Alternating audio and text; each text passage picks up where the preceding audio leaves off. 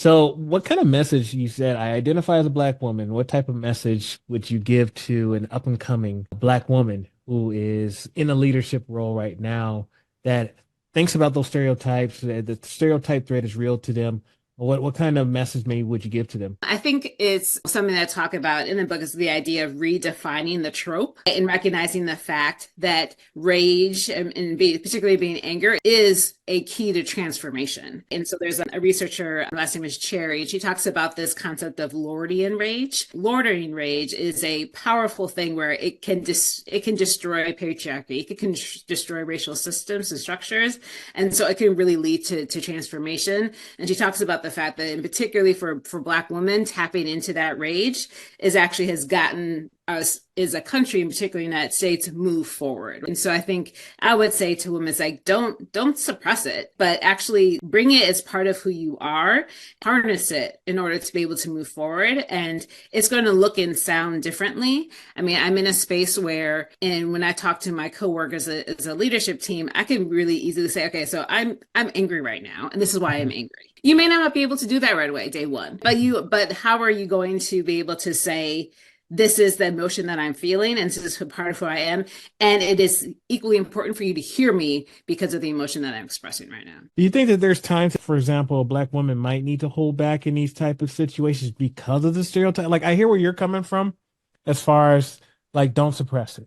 Don't suppress your anger. And I liked how you said, well, I sometimes will say I'm angry right now, but I'm just curious, are there, I don't know, is that I'm trying to figure out the best way to ask this question. It's I could hear folks thinking, oh, okay, shoot.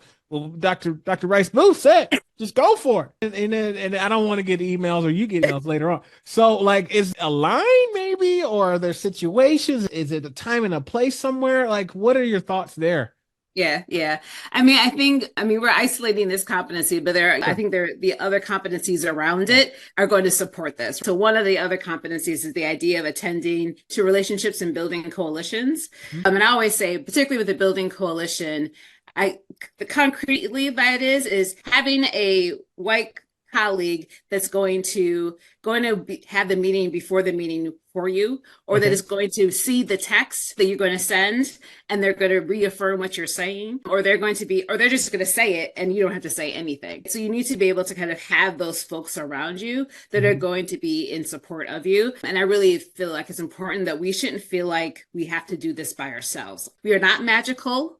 We are not superhuman. We are just Black women of color that are trying to do this work. And so we shouldn't feel we have to do it by ourselves. But when you're in a space when you feel like you have folks that are around you that are trying to do the same thing, then you're able to then much more comfortably be able to bring all of the emotion that you have within you to the forefront. So basically, when you have more folks that are, I guess, more peers or that understand you on your personal and professional level, maybe that's when you're free to be yourself. Because a lot of times we had to code switch, Yeah, and yeah. we're not often ourselves. Yes, exactly, exactly.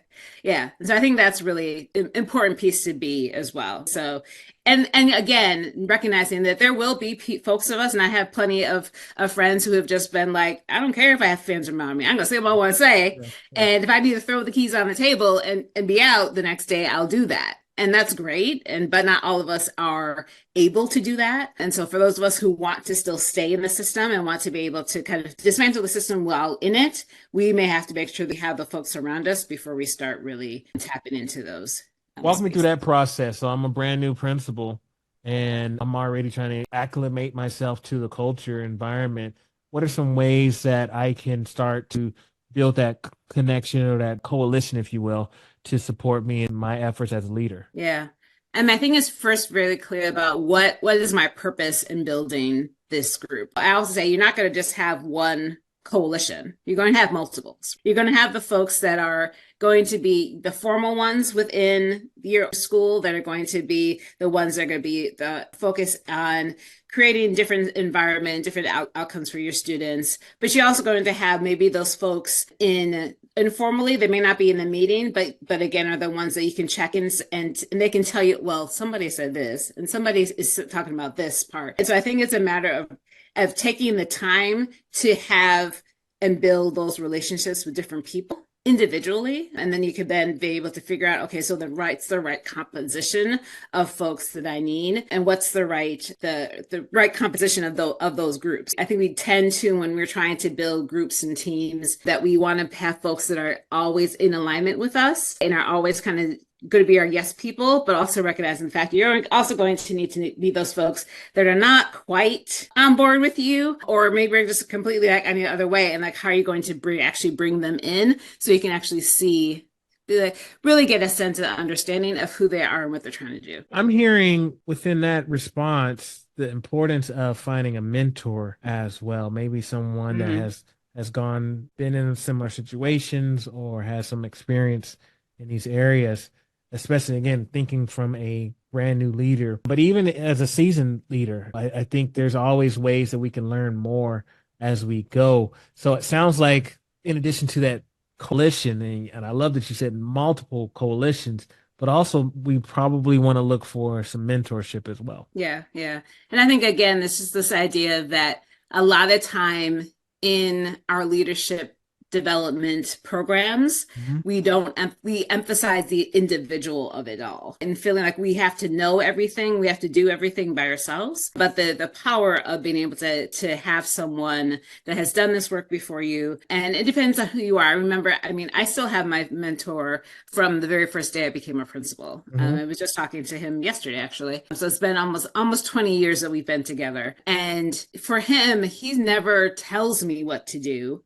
but he is the mirror that is always asking the questions back to me of what I'm trying to ask. And so like, or what I'm saying. And so being able to have somebody that is willing to be your reflection and help you think through things, I find to be incredibly powerful. And like I said, I've been doing this for a minute and I still find it incredibly powerful to have somebody that is going to support me in my continued leadership journey.